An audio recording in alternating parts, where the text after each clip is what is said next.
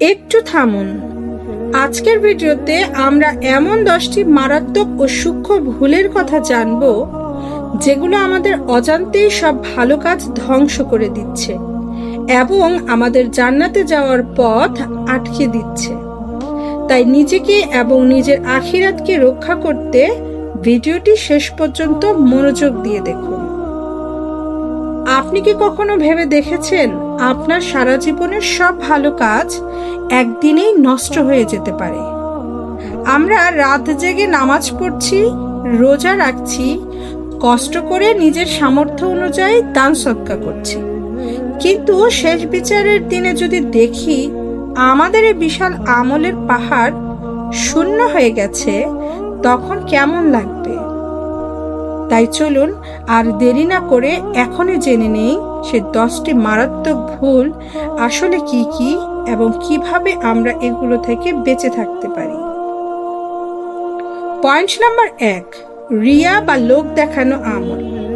সবচেয়ে ভয়ঙ্কর ভুল হলো লোক দেখানোর জন্য ভালো কাজ করা। আপনি কষ্ট করে ইবাদত করলেন, কিন্তু মনে মনে চাইলেন মানুষ আপনার প্রশংসা করুক, তাহলে সে আমল কিন্তু আল্লাহর কাছে কবুল হবে না। কিয়ামতের দিন লোক দেখানো আমলকারীদের শূন্য হাতে ফিরিয়ে দেওয়া হবে। হাদিসে এসেছে, লোক দেখানো আমল হলো এক প্রকার সূক্ষ্ম শিরক, যা পুরো ইবাদতকে পুড়িয়ে ছাই করে দেয়। পয়েন্ট নাম্বার 2, শিরকের ছোঁয়া থাকা।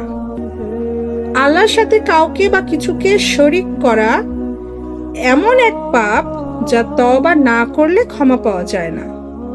শুধু মূর্তি পূজা নয়, আল্লাহ ছাড়া অন্য কারোর নামে মানত করা, কবরে গিয়ে সাহায্য চাওয়া বা তাবিজ কবজে অন্ধ বিশ্বাস রাখাও শিরকের অন্তর্ভুক্ত, যা সব নেক আমল ধ্বংস করে দেয়।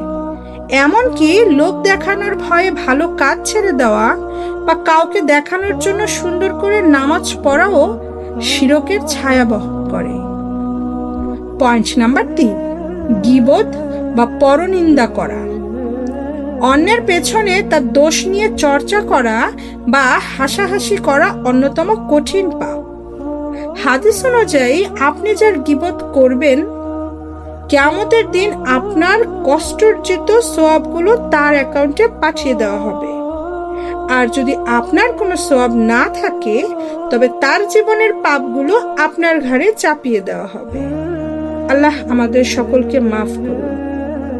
পয়েন্ট নাম্বার 4, মা বাবাকে কষ্ট দেওয়া।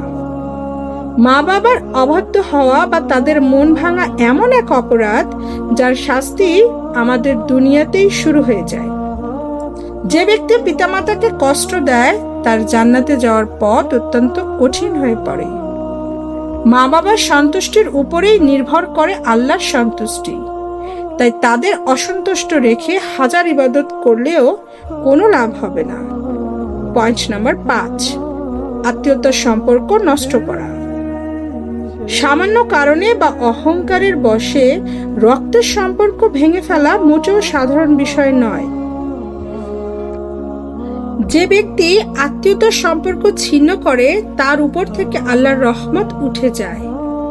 যে ঘরে আত্মীয়তার সম্পর্ক ভঙ্গকারী থাকে, সে ঘরে আল্লাহর রহমতের ফেরেশতারা পর্যন্ত প্রবেশ করবেন না। পয়েন্ট নাম্বার 6, হারাম উপার্জন ও সুদ। হারাম টাকা দিয়ে যে শরীর লালন পালন হয়, তার কোনো দোয়া বা ইবাদত আল্লাহর দরবারে পৌঁছায় না। হারাম উপার্জনের উপর ভর করে যত আমলই করা হোক, তার কোনো মূল্য থাকে না। রাসূল সাল্লাল্লাহু আলাইহি সাল্লাম স্পষ্ট করে বলেছেন, যে শরীর হারাম খাদ্যে বেড়ে উঠেছে, জাহান্নামের আগুনই তার জন্য সবচেয়ে উপযুক্ত। পয়েন্ট নাম্বার 7, নামাজে অবহেলা করা। ইসলামের মূল স্তম্ভই হলো নামাজ। ইচ্ছাকৃতভাবে নামাজ কাজা করা বা অবহেলা করা মানে ঈমানের ভিত্তি নড়বড়ে করে ফেলা। নামাজ ছাড়া অন্য কোনো ভালো কাজ স্থায়ী রূপ পায় না। কিয়ামতের দিন বান্দার হিসাবের সময় সর্বপ্রথমে নামাজের হিসাব নেওয়া হবে। এটি সঠিক না হলে অন্য সব আমল অর্থহীন হয়ে পড়বে। পয়েন্ট নাম্বার 8, মনের ভেতর অহংকার রাখা। নিজের জ্ঞান, টাকা বা আমল নিয়ে মনে অহংকার আনা যাবে না। অন্তরে অনুপরিমাণ অহংকার থাকলেও মানুষ জান্নাতের সুবাস পাবে না, কারণ অহংকার একমাত্র আল্লাহর চাদর। কোনো বান্দা যখন অহংকার করে সে যেন আল্লাহর সাথে প্রতিদ্বন্দ্বিতায় নেমে পড়ে। আল্লাহ আমাদের মাফ করুন। পয়েন্ট নাম্বার 9, অন্যের উপর জুলুম বা অন্যায় করা। কারোর ওপর কোনো ধরনের অন্যায় করলে বা তার হক নষ্ট করলে আল্লাহ তা ক্ষমা করবেন না যতক্ষণ না সে মানুষটি ক্ষমা করে। জুলুমের কারণে সব সওয়াব পাওনাদারকে দিয়ে দিতে হবে। জুলুম এমন এক অন্ধকার যা কিয়ামতের কঠিন বিপদের দিনে মানুষকে চরম লাঞ্ছনার মুখে ফেলে দিতে পারে। পয়েন্ট নাম্বার 10, পাপের পর তওবা না করা। মানুষ মাত্রই ভুল হতে পারে, কিন্তু পাপ করার পর অবহেলা করে তওবা না করাটা বড় বিপদ। মৃত্যুর কোনো নির্দিষ্ট সময় নেই, তাই ভুল হওয়ার সাথে সাথেই আল্লাহর কাছে ফিরে আসা উচিত। তওবা করতে দেরি করাটাই শয়তানের বড় চাল, কারণ সে চায় আপনি যেন তওবা করার আগেই মারা যান। তাই সবাই বলুন, হে আল্লাহ, আমাদের অজান্ত হয়ে যাওয়া সমস্ত ভুলগুলো ক্ষমা করে দিন। আমাদের আমলগুলোকে রিয়া ও শিরক থেকে মুক্ত রেখে কবুল করুন, আমিন।